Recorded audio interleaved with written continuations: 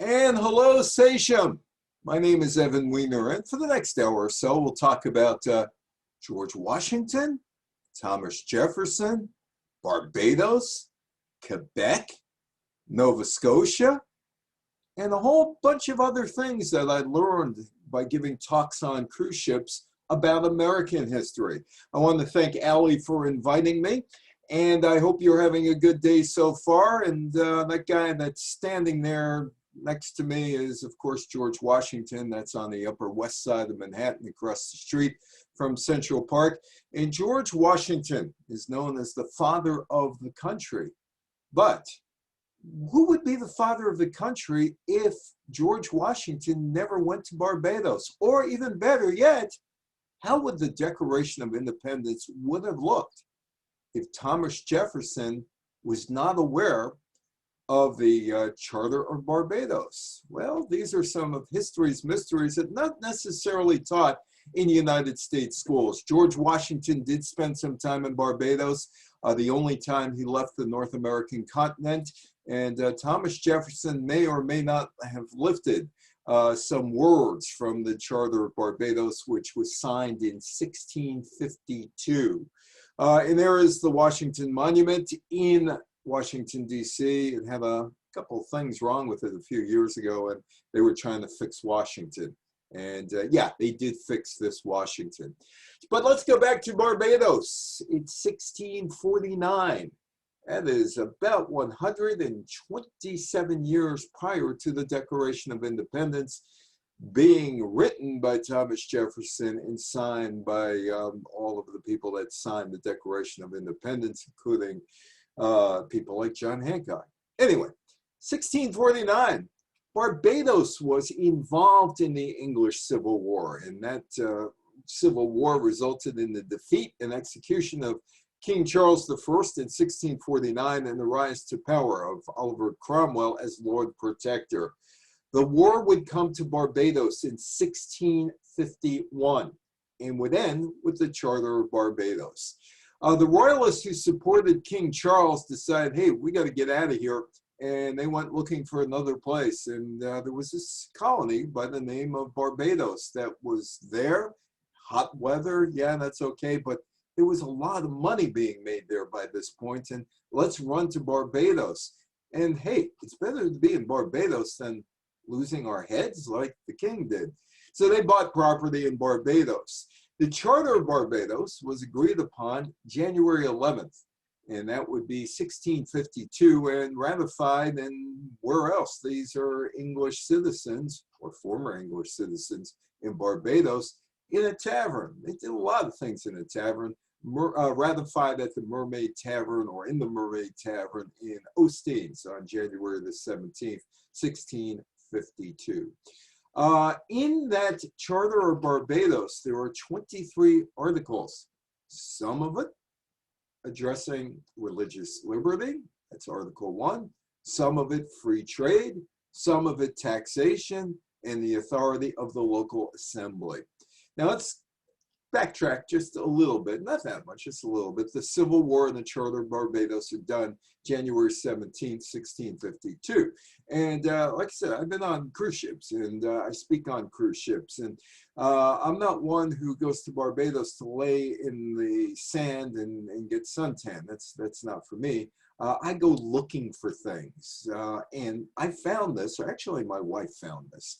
We were waiting to go back onto our ship in Bridgetown, and she said, take a look at this. I said, oh, and I looked at it. And I'm going to read this to you. And it may change a little bit about what you think of Thomas Jefferson and the Declaration of Independence. From this vantage point, this is Bridgetown, Barbados in the port. From this vantage point, you could have witnessed one of the naval theaters of the English Civil War, 1642 through 51. Sir George Askew commanded a naval blockade of the island of Barbados from his ship, the Rainbow, in Ostends Bay from October 1651 to January 1652. Askew's naval forces were sent to subdue local royalists led by Governor Lord Willoughby. The stalemate ended in a treaty between the Royalists and the Parliamentarians, and it followed the final conflict in Ostends. The Charter of Barbados was signed on 11 January 1652 at the Mermaid Tavern, which doesn't exist anymore, at least that one doesn't, in Ostends. It guaranteed Barbadian colonists their rights to land, local control of taxation, liberty of conscience, access to the courts of law, and limited free trade. Some of that may ring a bell if you know much about the Declaration of Independence. The treaty that no taxes, customs, imports, loans, or excise shall be laid nor levied made on any of the inhabitants of this island without their consent in a General Assembly. That's Article 3 of the Charter of Barbados, signed in the Mermaid Tavern at Ostends in January of 1652. Somehow, Thomas Jefferson ended up with a copy of this treaty. So, where'd the Boston Tea Party start? The Boston Tea Party, 1773? Well, maybe its roots go back to 1652. The Mermaid Tavern in Ostends, that was the site of the battle between the Royalists and the Roundheads, which resulted in the Charter of Barbados, the Treaty of Ostends, the Articles of Rendition of the island from proprietary rights to the Commonwealth Parliament. That all happened in 1652. Taxation without representation. This treaty was to ensure that Barbados accepted the authority of the English Parliament, but also prevented local taxes from being raised without local consent. 1652. What happened in the 1760s? The Treaty of Ostends, and this is another sign in Bridgetown.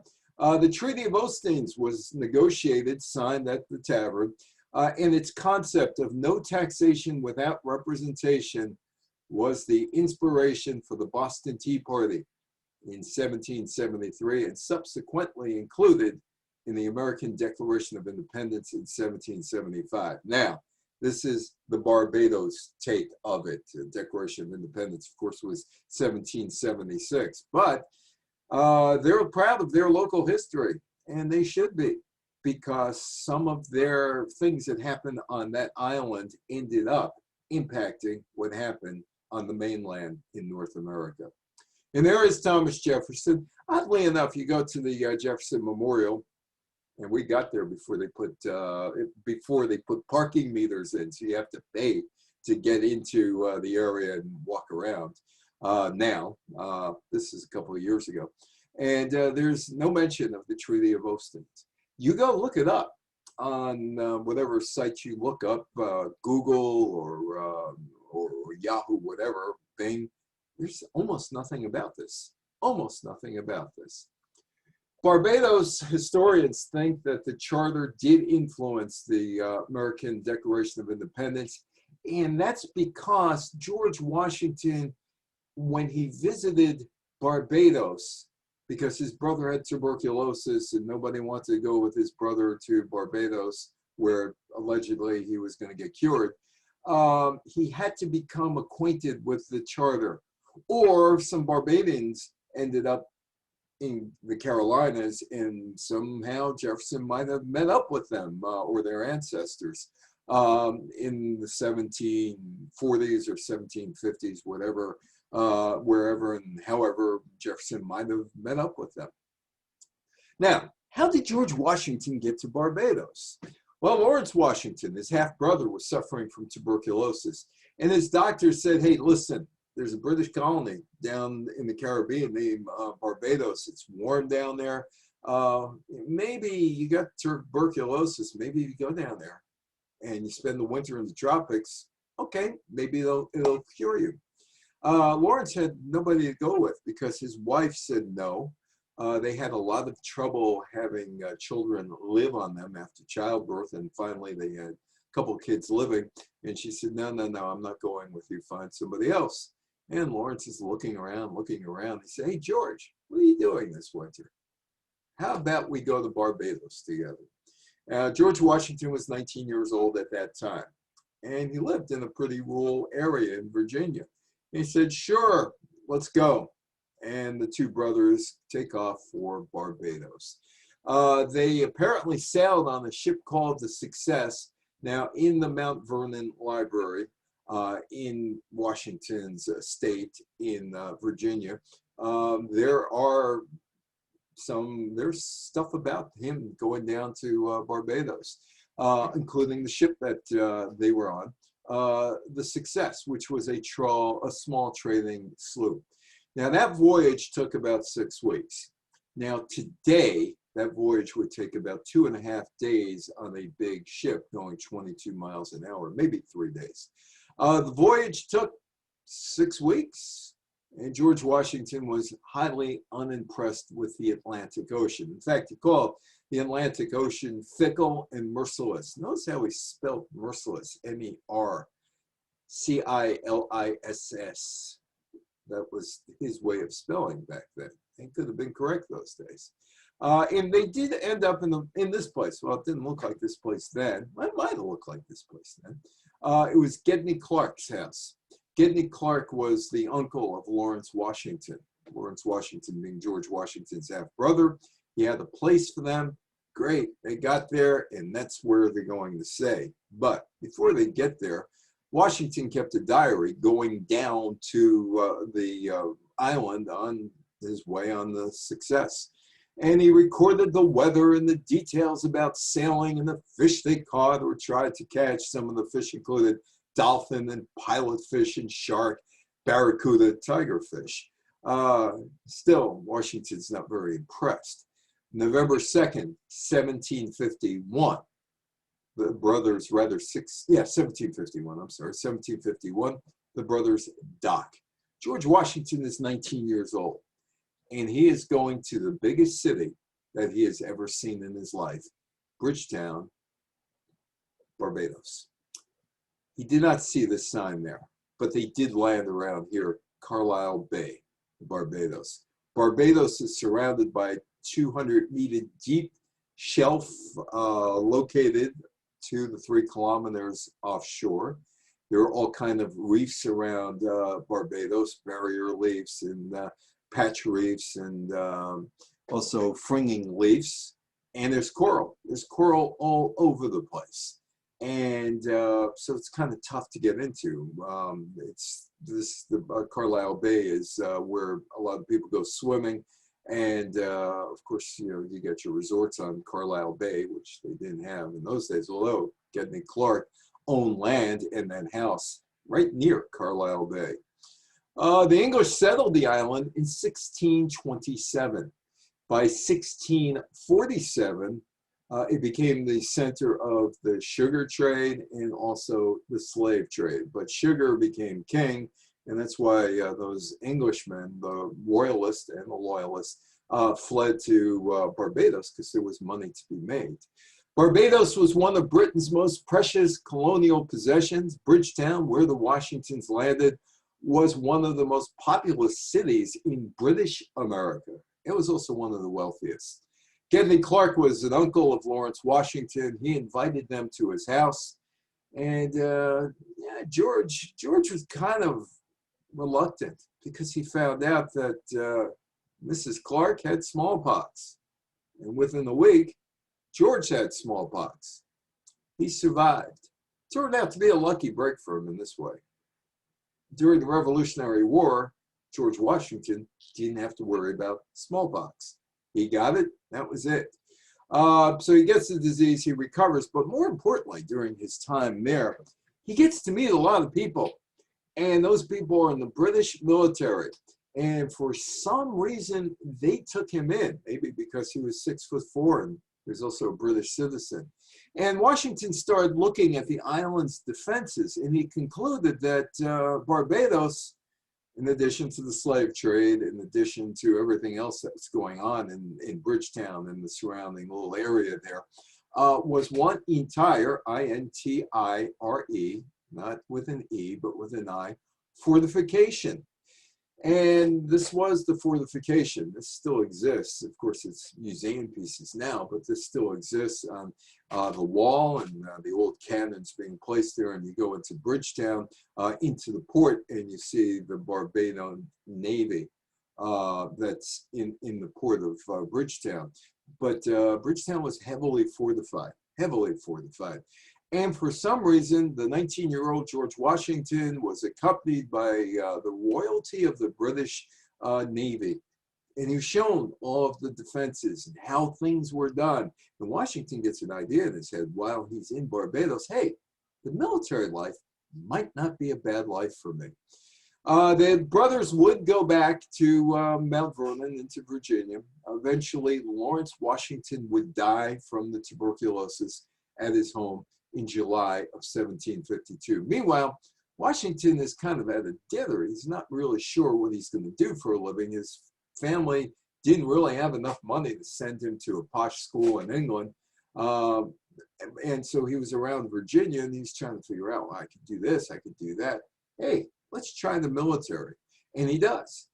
His provincial world was expanded while he was in Barbados, and he was able to make contact with influential people in Bridgetown, and those people would be around to guide his career after 1751.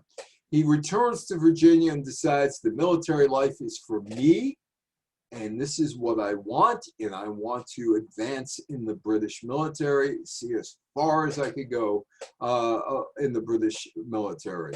And he seeks out a commission in the regular British military establishment. And that ambition, according to the Mount Vernon Library papers, that ambition was probably prompted and undoubtedly stimulated by his experience in Barbados. So here we are. Washington is 20 years old, December 1752. His 21st birthday wouldn't be for another 2 months. He has no previous military experience, and yet, at the age of 20, he's made the commander of the Virginia militia. He would see action in the French and Indian War and was eventually put in charge of all of Virginia's militia forces. But it became quite evident that Washington was no genius on the battlefield, and that even though he was a good soldier, that this life may not work out for him. In 1753, he's 21 years old, Washington was sent as an ambassador from the British Crown to the French officials and Indians in an area that is now presently Erie, Pennsylvania. Actually, it's part of New York at that point. New York would sell Erie to Pennsylvania, so they would have a Great Lakes port. In 1754, he was there to assist in the construction of a fort at Pittsburgh, Pennsylvania, or it wasn't known as Pittsburgh, Pennsylvania at that point, but they were building a fort over the confluence of the three rivers, the Monongahela, the Ohio, and the Allegheny, which forms that Golden Triangle area in Pittsburgh. Anyway, so they're going to build a fort there because there are three rivers there. But before reaching that point, he and some of his men, accompanied by Indian allies, ambushed a French scouting party. The leader was killed, and George was in trouble. The French responded by attacking fortifications Washington erected following the ambush, and that forced his surrender. He was released on parole. He and his troops go back to Virginia, and Washington has to do some thinking about his future. He wants to be a military guy, but he says, yeah, that's it, I'm gone. I'm going to become a surveyor, and that's what I'm going to do. I'll be a surveyor. See how land is and all. But all of a sudden, there's this war that breaks out, the 7 Years' War, as we now know it, in 1756, or the French and Indian War. And he gets re-involved with the British military at the age of 24, and he's right in the middle of the French and Indian War, at least at the start. His first year in the command of the Virginia Regiment, Washington shaped the Union into one of the best provincial military units in the colonies. He was a disciplinarian. He rigorously enforced discipline. Hey, you do something wrong, you may get hit with the lash. But if you try to desert, or if you do desert, he catches you, he's going to hang you. Those convicted of serious offenses like desertion, well, they were hanged. So he's a tough guy, but he wasn't very good on the battlefield. There were battlefield losses, and he gets into fights with the governor of Virginia, the Virginia colony, Governor Robert Dinwiddie. And he says, that's it, I'm gone, I'm out of here, my career is over. This is 1756, 1757. And he resigns from the Virginia militia and then decides he's going to become a farmer and a politician. Meanwhile, he misses out on all the action. On January 6, 1759, Washington marries Martha Dandridge Custis. He also becomes a member of the Virginia House of Burgesses, and for the next 16 years, between 1759 and 1775, he lives the pleasant life of a plantation owner with slaves and that of a politician. Meanwhile, while he's back and he's in Virginia, he's missing out on all the action. Now, back around 1993, 1994, I was in Quebec City, and my job at that point was a sports reporter, and I was covering the National Hockey League draft, and I brought my wife and my 2 children to Quebec City. And my son was upset about something. He was really, really upset about something. And Anders Hedberg, who played with the New York Rangers in the 1980s, but was part, I believe, of the Toronto Maple Leafs managerial staff at that point, 1993, 94. It's 94. He sees my son's upset. He comes over to me and he said, what's wrong?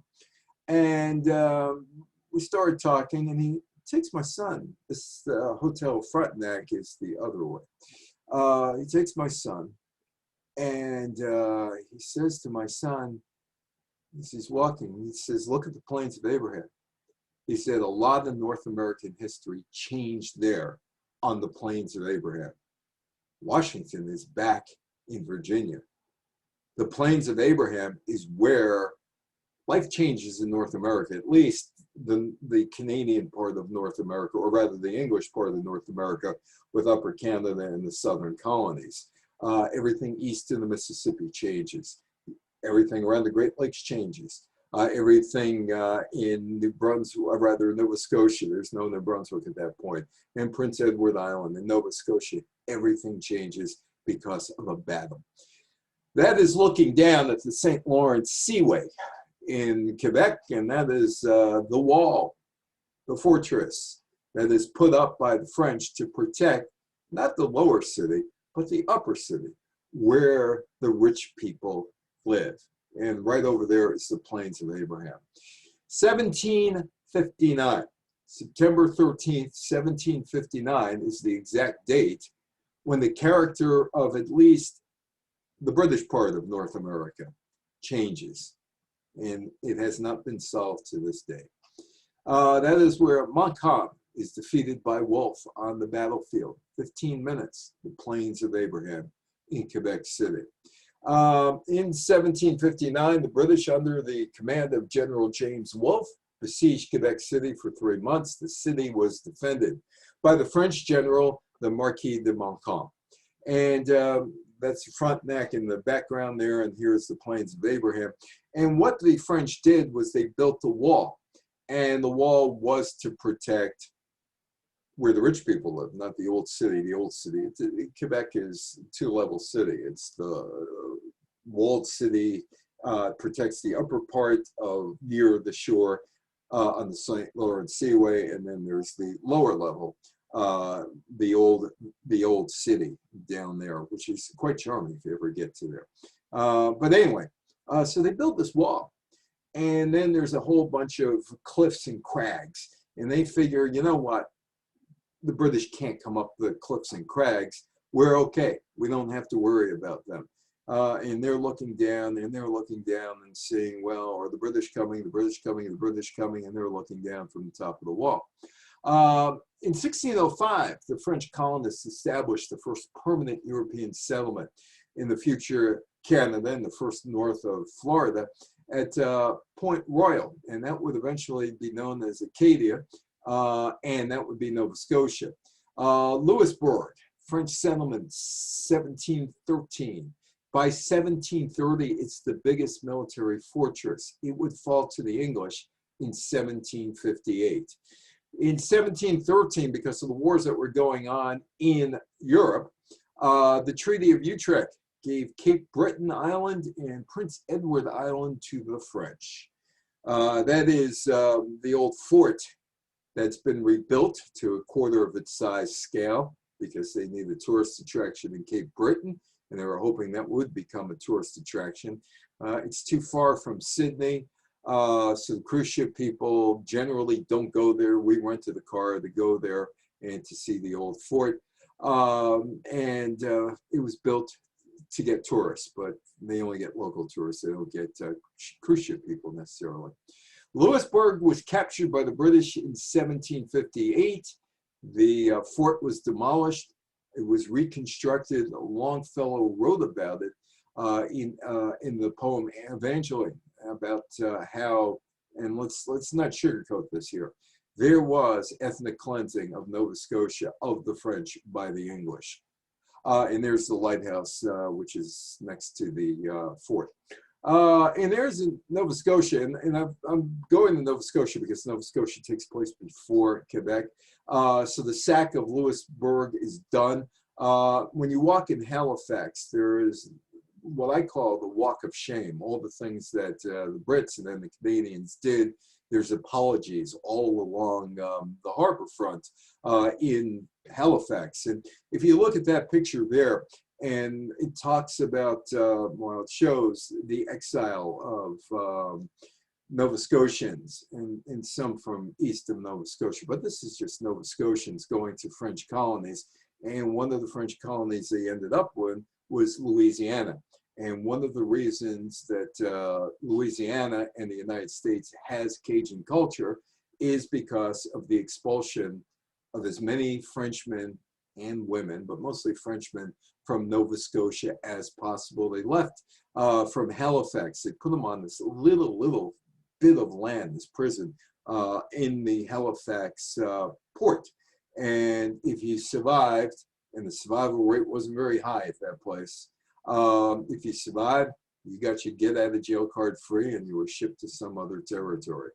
The French and Indian War was the war in which England finally defeated the French in Canada, the Mississippi, and the Great Lakes line. In 1759, the English did get to Quebec City. They sailed down the St. Lawrence River at that point.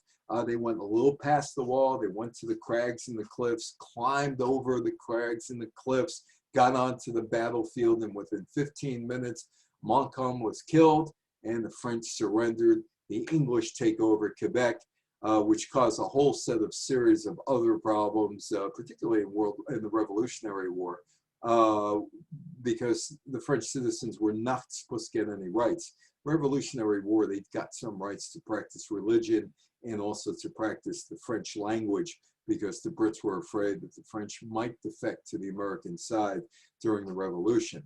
Washington never did get his commission in the English Army, despite being the commander-in-chief of all forces in defense of Her Majesty's colony in Virginia.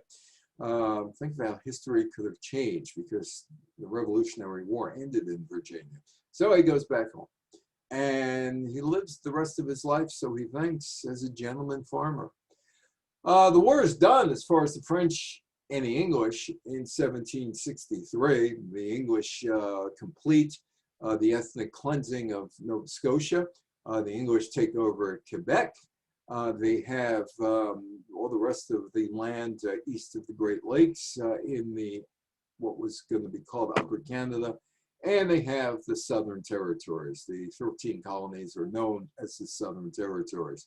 So, hey, let's figure out what we're going to do next. It's 1763. What are we going to do in 1764? Well, the English begin to looking at their bills. They've been in war for so long that they got all these bills, and they got tons of bills that they have to pay. And somebody's got to pay for it. And you know, those people who went to North America, a lot of them are landowners. They have money. They have a lot of money. You know what? We know. Let's go tax them. The Treaty of Paris ends the French and Indian War between Great Britain and France. Great Britain is not engaged in a war with any country for the first time in more than 50 years. The British Parliament turns its attention to regulating the empire, especially its colonies in North America. And the North American colonies don't particularly care for this. In Nova Scotia, they don't. And in the 13 southern colonies, they don't. The 7 Years' War, that conflict, France and Britain. Britain incurs enormous debt. Somebody's got to pay for it. You, in North America, are going to pay for it.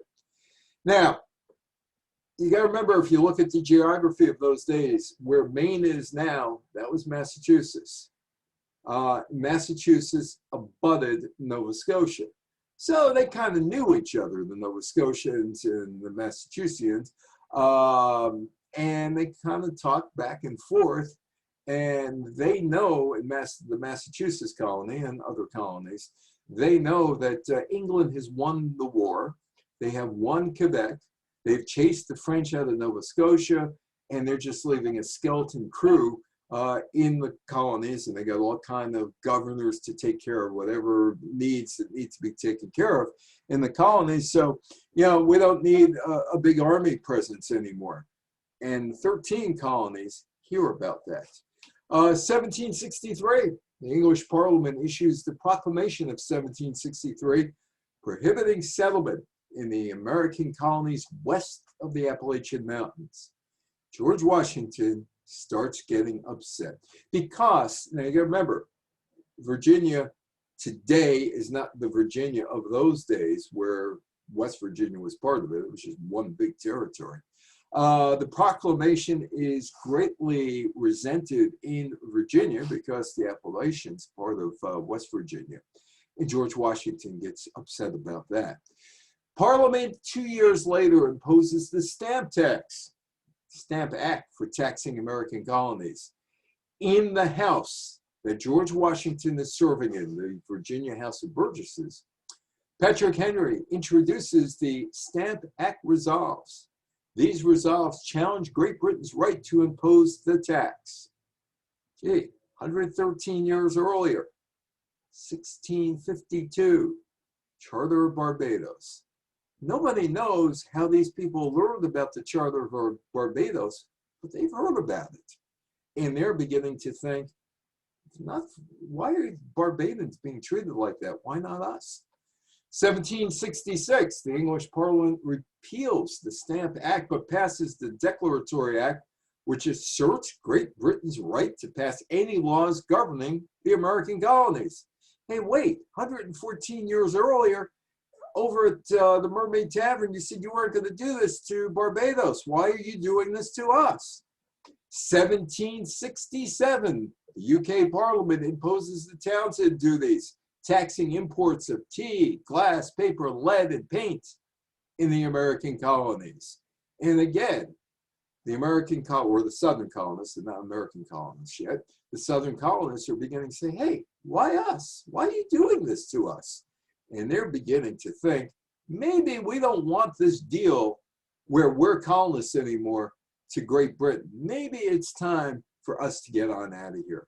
Washington probably knew that the English pulled their best troops out of North America. After all, there was a network, even though there wasn't an internet in those days, or radio in those days, or TV in those days, but somehow everybody got the message. By the late 1760s, George Washington had firsthand experienced the rising taxes imposed on the American colonists by the British, and he came to believe, now George Washington at this point in his life is about 56, 57 years old. Rather, he's about 37 years old. I'm sorry about that. My math was bad. About 37, 38 years old. And he's beginning to think, you know, maybe, just maybe, it's not worth staying around here anymore. Maybe we need to go. And he came to believe that was in the best interest of the colonists to declare their independence from England. Actually, Washington was probably at this point, he's born in 1732, so about 35, 36, 37 years old. In 1767, he opposed the Stamp Act and the Townshend Act and the 1774 Intolerable Act.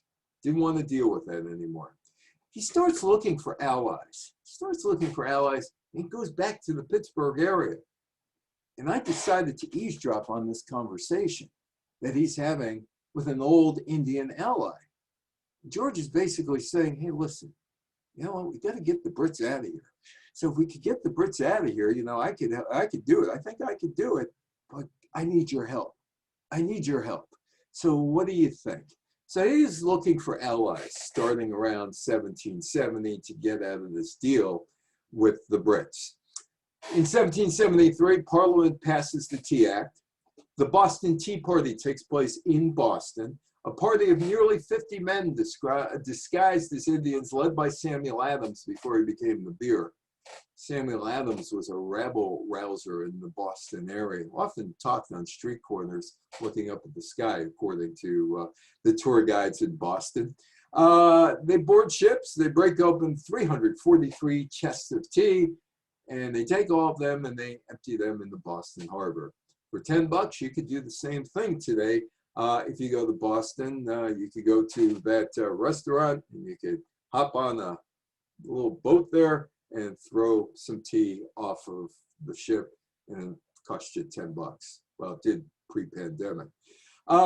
Seeking to boost the troubled East India Company, the British Parliament adjusted import duties. Consignees in Charleston, New York, and Philadelphia said, we don't want the tea. Consignees in Charleston, New York, and Philadelphia rejected the shipment. But in Boston, no. We'll take the tea. We'll do it. We could use the money. We'll do it. And they do. But on the night of December 16th, 1773, Samuel Adams and the Sons of Liberty boarded 3 ships in the Boston Harbor and threw 342 chests of teas overboard. That did not make King George III very happy. In fact, King George III was very, very unhappy with these rebellious colonists. And they were only rebellious in the southern part. Of course, he didn't realize that they weren't too happy up in Nova Scotia. If you look at the map of Nova Scotia today, it was cut in half after the American Revolution, New Brunswick, Nova Scotia. But Nova Scotia was a pretty big size area, and they too were not all that happy with the Brits. And they're thinking, you know, maybe, just maybe, maybe we should be the 14th colony. Hey, we got something to offer. We got one of the best ports in North America, Halifax. It never freezes, and it's a deep water port. The Americans, or the southern colonists, had Boston, New York, Philadelphia, and Charleston, South Carolina at that point. Really didn't need an extra port, but Halifax would be a good port in the event that the Nova Scotians decide, hey, we don't like this stuff with King George III either. The coercive acts of 1774 were intended to punish the colony, Massachusetts, and Boston in particular, because of the Boston Tea Party and because of people like Samuel Adams, who's running around, and a whole bunch of other people running around Boston. They probably liked John Adams because he defended their troops during the Boston Massacre, but for the most part, they weren't very happy with these rebel-rousing Bostonians who wanted independence. Ben Franklin's family was in Boston. Franklin skipped off to Philadelphia, but the rest of his family was in Boston. Now, there's some, within Massachusetts, there's some conflict in terms of what actually happened in Massachusetts as to when the resistance started. Now, you would think the resistance would start with the Boston Tea Party in December of 1773. But if you go up to the Berkshires, and I go up to the Berkshires annually, I do some talks up at the Berkshires and see family as well. You go to Great Barrington, and this rock actually caught my eye one day. Near this spot stood the first courthouse of Berkshire County, Massachusetts, erected 1764. Here, August 16th, August 16th, 1774 occurred the first open resistance to British rule in America. Kind of odd, right? It was the Boston Tea Party. The Boston Tea Party, you figure that was it. But they claim in Great Barrington in the Berkshires that August 16th, 1774, that's when it all started. It's all in the same state, or the same colony. Skirmishes between the British troops and the colonial militiamen in Lexington and Concord, April 1775, kicked off the armed conflict between Great Britain and the ragtag colonies, barely with an army of North America. The northern colonies, Nova Scotia stayed out, Quebec stayed out, although there were some thoughts by the Brits that we need to fortify Quebec because they could easily go with these rebel rousers from the south. And they did. They allowed the French to practice Catholicism and allowed them to speak their own language. But that's still a problem in Quebec to this day. But they kept, in fact, Benedict Arnold went up there in battles. But they kept Quebec at bay. Nova Scotia, they were on the fence at that point, thinking maybe we should go with them. 1775, the Second Continental Congress meets in Philadelphia. Peyton Randolph is reelected the president of the Congress, and George Washington, who shows up in his uniform, is named the commander-in-chief of the American forces. The good old George wasn't too happy with what was going on. After all, he's now 53 years old, and he just doesn't like paying those taxes to King George. King George III declares the American colonies, or the southern colonies, in rebellion. Washington appears at the Second Continental Congress in a military uniform. He signaled that he was prepared for war. To war, to war. Washington's going to war. George had the prestige, had military experience, even though he lost a lot in the battlefield and actually quit the English army.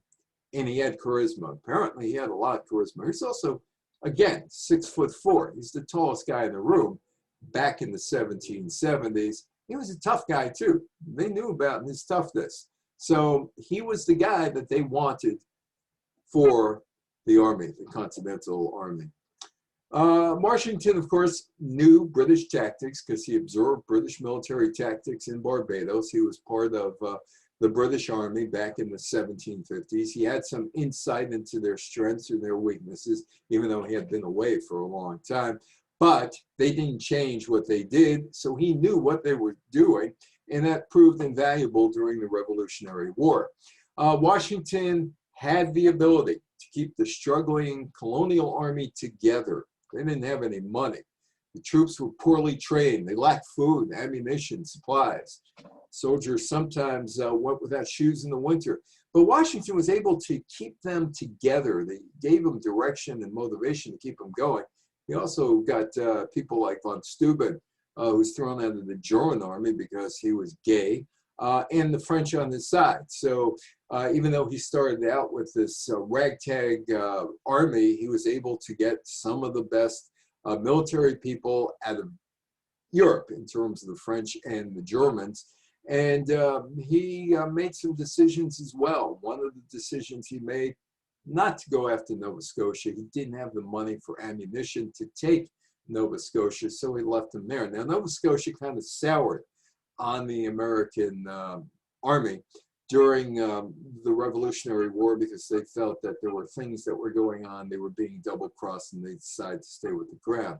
The Declaration of Independence would come in July of 1776, and of course that begs the question, do the people who signed on to the Declaration of Independence, written by Thomas Jefferson, did the people that signed on to it, were they traitors?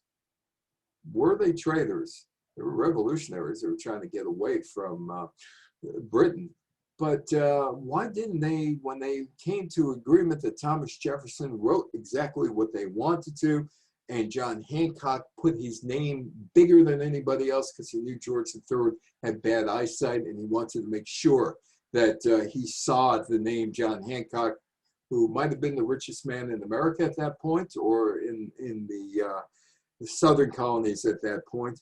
Why didn't they announce it as soon as they finished it? Why did they flee Philadelphia? Why? Because they were traitors, and they knew if they were caught, they were going to be hanged. So here the war breaks out, 1776, Declaration of Independence, and for the next 5 years, about 5 years, there were battles all over the place. Philadelphia, there was the Liberty Bell. That was me in 1999.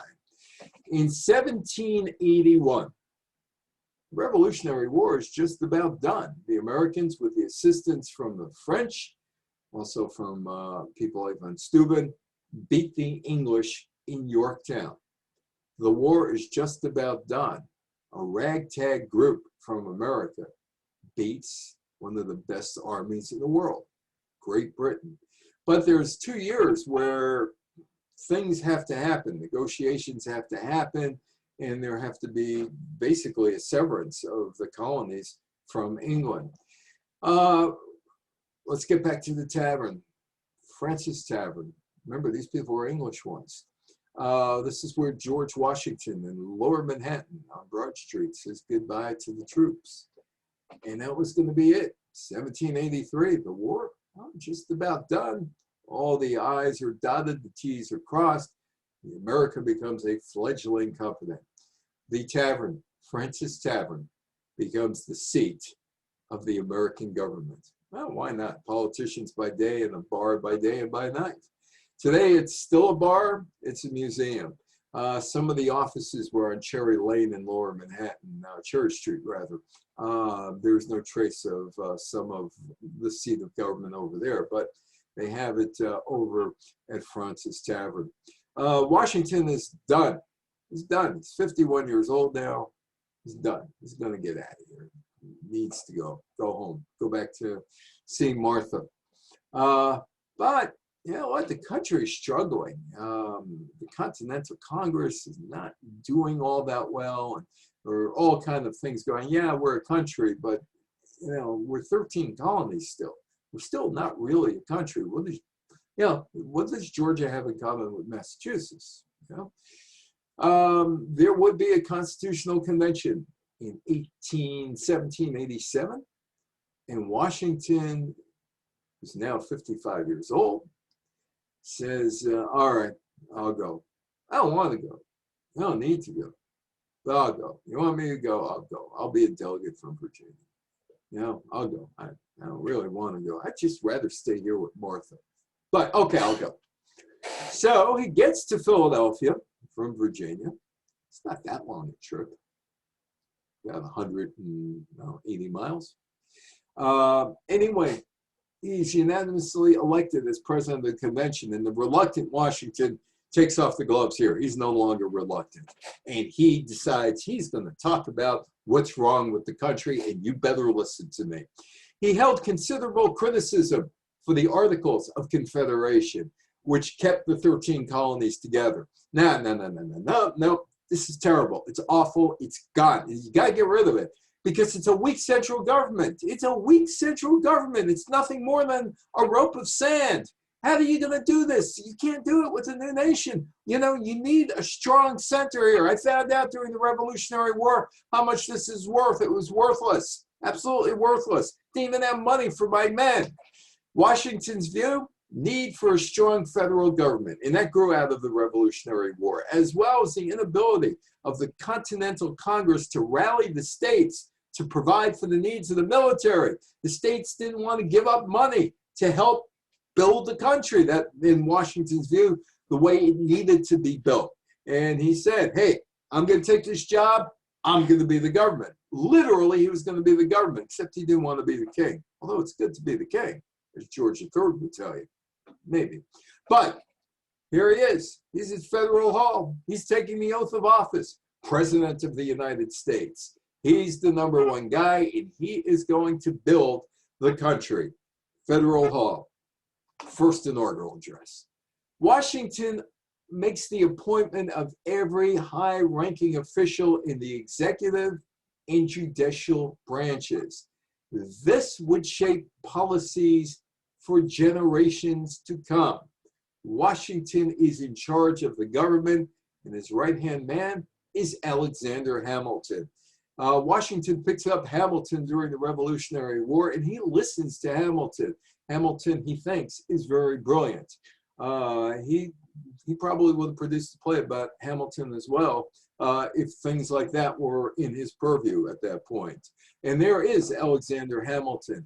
Washington supported Alexander Hamilton's economic policies, whereby the federal government assumed the debts of state governments. Hamilton would also establish the first bank of the United States Mint, and established the United States Customs Service. And if you want to see the United States Custom Building in Lower Manhattan, the Hamilton Building there, and you can get in there for free. It doesn't cost you any money, unlike going to Broadway. Whenever you can, go back to Broadway after COVID, maybe this summer. Alexander Hamilton and Jefferson get into this discussion about where the capital should be. And Hamilton, this is also in the play, Hamilton tells Jefferson, basically, we'll keep the money here. We'll keep the money here. You take the government there. We don't need the government. You put the government wherever you want to put the government. We're going to keep the money here. Hamilton makes New York City the financial capital of the United States. After all, it's got the port there, and it's got the money there, and it has some population, although it wasn't the biggest city quite yet in the United States. But he said, let's keep the money here in New York. They do so. And Washington serves 2 terms as President of the United States. From 1789 to 1797, his Vice President, John Adams, would become the President of the United States. Back in the day, Washington's day, the election, the President won, the person who came in second became the Vice President. Made for some interesting combinations like Thomas Jefferson and Aaron Burr. One of the greatest presidents was George Washington. Actually, he probably was the greatest president. He invented the presidency of the United States. His stay in Barbados was important. Thomas Jefferson, as far as we know, was never in Barbados. But Jefferson found out about the Treaty of Barbados and what that all meant. And the Treaty of Barbados would eventually be part of the Declaration of Independence. Washington would leave office, followed by John Adams. The Brits and the Americans would have one more go at it. The War of 1812. Americans in the 1800s decided to go west, young man, long before Horace Greeley went west. By the time the Second War came around, there were 15 states. Now, as far as Nova Scotia goes, Nova Scotia had a shot at becoming one of the colonies and eventually a member of the United States, one of the states in the States. Nova Scotia would become the first Canadian province to basically act as with their own local government. After the Revolutionary War, the Loyalists needed to go somewhere because they couldn't stay in North America, or at least they thought they couldn't stay in North America. After all, they're the traitors now. And many of them fled, and the English took care of those who fled north and cut Nova Scotia in half and established New Brunswick, which allowed many of the people who were in the southern colonies who didn't want to stay to end up still in British rule. And they went to New Brunswick, which is across the river from Maine, or Massachusetts. Maine becomes a state in 1820. The War of 1812 was kind of a wasted war because even though the Brits sacked the White House and burnt down the White House in 1814 or so, by the time the war had ended with the Treaty of Ghent, the Brits reverted to their old boundaries. The United States reverted to its boundaries. And they canceled each other out. It was the last time that the Brits really took on the Americans, unless you consider how the Brits were helping the Confederates in the Civil War. Hamilton would go on to establish the New York Post. the oldest paper in the United States. He had the banking industry, and he would get in a duel with Aaron Burr on the Hudson and would be killed. Jefferson wound up, he became the president of the United States in 1803, and Jefferson would purchase Louisiana from France because France was involved in wars in Europe. It needed the money and didn't have necessarily the time to invest in the Louisiana Territory, and I think 15 states came out of the Louisiana Territory. So Washington, Barbados ended up being very important because it was the place where Washington learned all about the British Army and the Navy, actually in this case the Navy. It was also the place where the Charter would become the basis of the Declaration of Independence for Thomas Jefferson. The Americans won the war. It was shaky for a while, and the Brits came back for a second bite, 1812. After 1815 and the Battle of New Orleans, which was a wasted battle, that was it. Americans continued their westward expansion. Thank you so much, Allie, for inviting me. Now, as Paul Harvey once said, now you know the rest of the story. Washington wasn't around when it was really important to be around, when the Brits did conquer the French in North America and then put the vice on the Americans, no taxation without representation, leading to the Revolutionary War. Thank you, Allie, for inviting me today. Hope everybody is okay, and we will see you again in the future, I hope. Stay safe, everyone. Take care. My name is Evan Weiner. Goodbye. Have a great day.